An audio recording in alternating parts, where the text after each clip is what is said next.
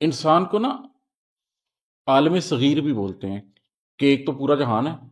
ایک آپ کی ذات کے اندر بھی ایک جہان ہوتا ہے، ہر شخص کے اندر ایک جہان ہوتا ہے، ہر شخص اپنی ذات میں ہی ایک عالم ہے، ایک پوری دنیا ہے، ہر شخص کی ذات کے اندر ایک پوری دنیا ہے۔ تو وہ جو آپ کی ذات کے اندر پورا جہان آباد ہے، میں اس کو انفس کے طور پر لکھتا ہوں کہ انفس کیا ہے؟ آپ کی ذات میں آباد پورا جہان، اور آفاق کیا ہیں؟ آپ کی ذات سے باہر پورا جو کائناتیں نظر آ رہی ہیں، جو پورا جہان نظر آ رہا ہے، ایک افق نہیں ہے، بہت سے آفاق ہیں۔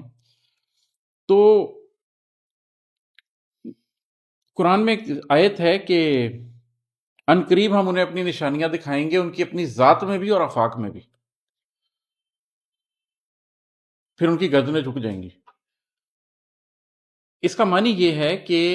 آپ کی اپنی ذات کے اندر بھی بہت کچھ ایسا ہے جو خدا شناسی کے لیے استعمال ہو سکتا ہے۔ اگر آپ اپنے اندر گھس جائیں، اپنی ذات میں دیکھیں، آنکھ اندر کر لیں، آنکھ موند کے بیٹھ جائیں اور اپنے اندر کے جہان کو ٹٹولیں، سمجھیں، تو خدا ملے گا۔ اور اگر آپ آنکھ اٹھا کر آفاق کی طرف دیکھیں، ستاروں پہ نکل جائیں، کہکشاؤں کو سمجھیں، کائناتوں کو سمجھیں، تو بھی خدا ملے گا۔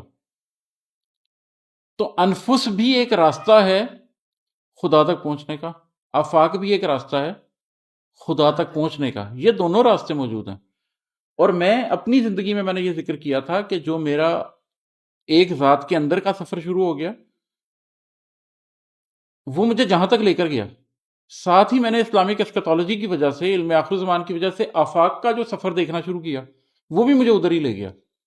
اب اگر آپ دو سفر شروع کریں علیحدہ علیحدہ، اور وہ دونوں سفر آپ کو ایک ہی منزل پر لے جائیں، تو پھر مزہ ہی کچھ اور آتا ہے کہ اوہ، مجھے دونوں جگہ سے ایک بات سمجھ آ گئی۔ تو میں یہ سمجھا ہوں کہ انفس ایک دنیا ہے جس کے اندر جا کر آپ اس نقطے تک پہنچ سکتے ہیں جہاں تک اللہ چاہتا ہے کہ آپ پہنچیں، اور آفاق بھی ایک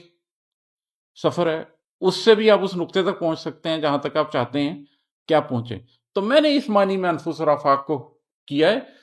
آخر زمان میں ہمیں بہت سی نشانیاں آفاق میں نظر آ رہی ہیں، اس پہ کبھی موقع ملے گا تو میں آپ کو بتاؤں گا کہ کیسے وہ نشانیاں ظہور پذیر ہو رہی ہیں، اور کیسے وہ ایک مومن کے لیے